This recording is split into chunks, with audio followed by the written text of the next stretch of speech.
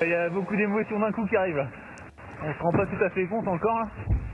Et de faire le tour du monde comme ça, battre ce record du trophée Jules Verne, il va falloir réaliser, mais ça vient doucement. Ouais.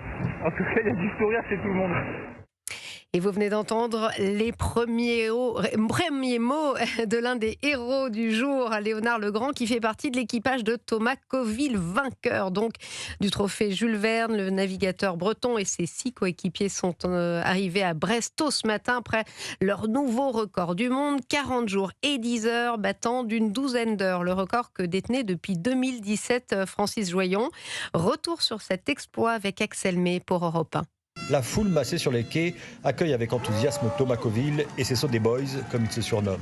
Avec ses 6 équipiers et après 3 tentatives infructueuses, le skipper de 57 ans s'offre le trophée Jules Verne qu'il célèbre par une de ses envolées lyriques dont il est coutumier. Un projet comme ça, c'est un projet d'une vie.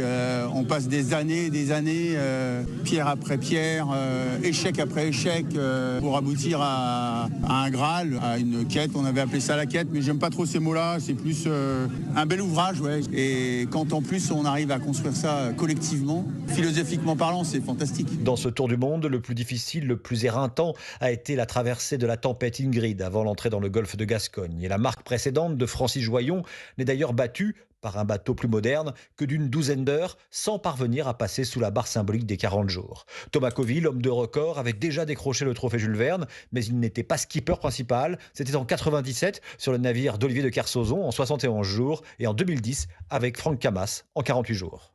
Axel May pour Europe